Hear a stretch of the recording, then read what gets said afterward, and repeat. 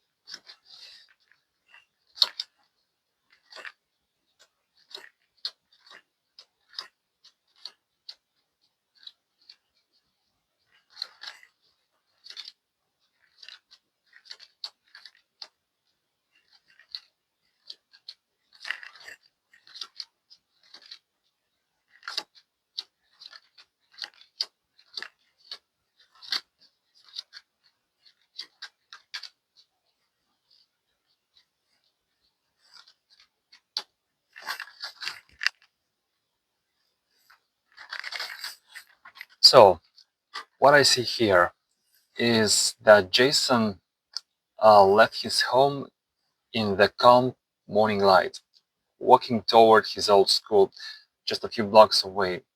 It should have been an ordinary day for him, a short walk, a simple favor. But somewhere between his doorsteps and that familiar building, that school, uh, Jason stepped into silence. Like just, yeah, he vanished. So the energy around him felt very rushed, as if fate itself was pushing him forward. Someone was watching him, someone who had waited for the perfect moment.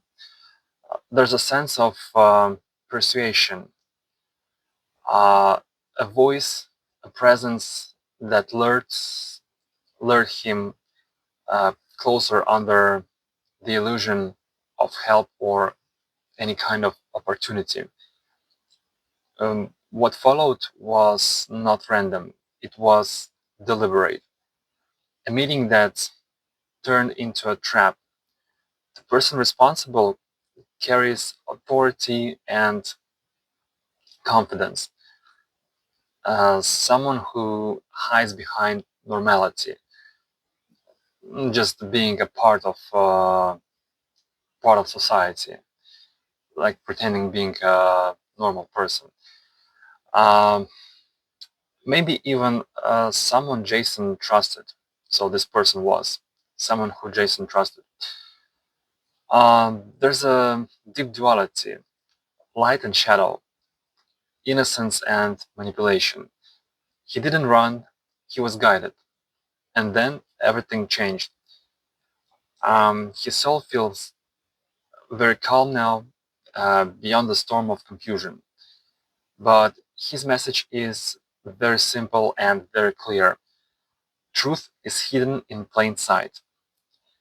Those who continue to search for him are closer to understanding than they think. His disappearance wasn't meaningless. It carries a lesson about how fragile trust can be, and how even uh, in the shortest distance. Um, so yeah, like in the shortest distance, darkness can find its way in. Um, Now speaking more about this perpetrator who attacked Jason. If to describe him, so he moves very quietly, like someone who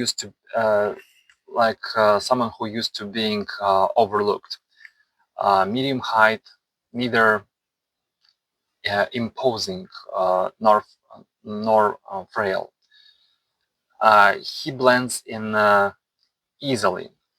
His build is compact but steady, as if he once worked with his hands, perhaps in a trade or physical job.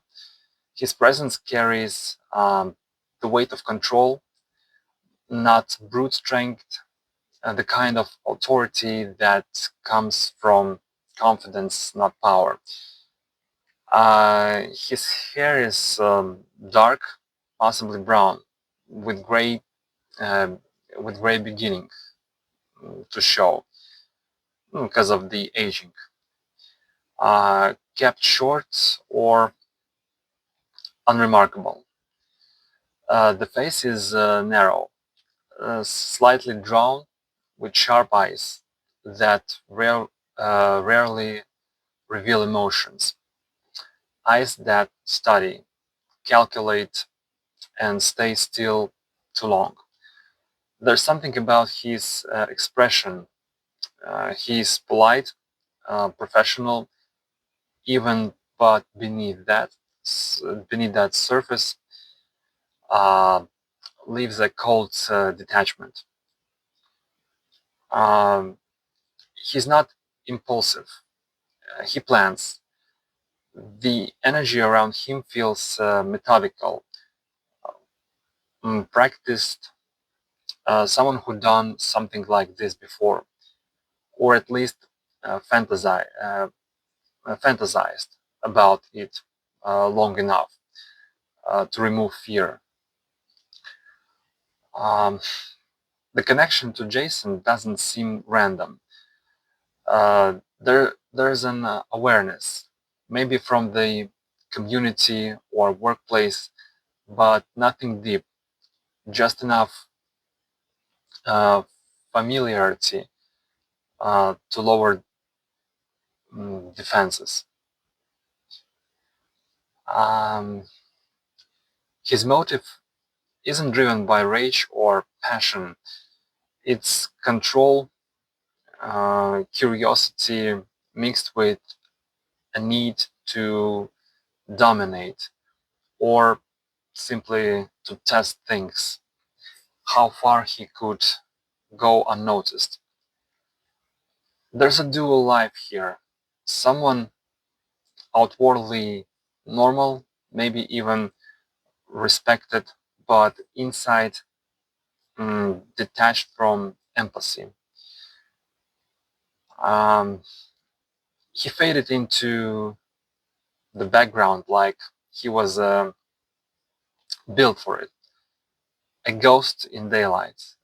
A man no one remembers clearly because um, he made sure of it to remain undetected. So yeah, speaking a bit more about his motives, he didn't act out of rage, jealousy, or greed. His motive was colder, quieter, and far more deliberate. There was something deeply curious in him, a twisted fascination with control, fantasizing with the power to manipulate another person's fate. He had studied people for years, understanding their weaknesses, and Jason became the perfect test. It wasn't random, he planted everything very carefully how to approach, how to blend in, how to disappear without leaving a trace. There was no panic in him, only calculation. To him, Jason wasn't just a victim, he was an experiment, a way to prove to himself that he could erase someone completely, uh, like body and name. Uh, Beneath that, called logic, hid envy, uh, the kind that uh, festers quietly.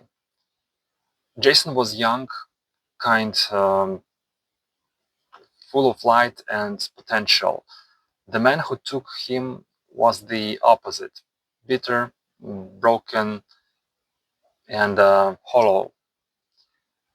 And so his motive became clear in the end. If I can have life, neither can you. And that's pretty much it. So guys, thank you so much for watching, for listening. Please hit likes, subscribe to my channel, write your comments, post that notification bell because I'm posting videos pretty much often. And see you guys very soon in the next investigation videos. Thank you and goodbye.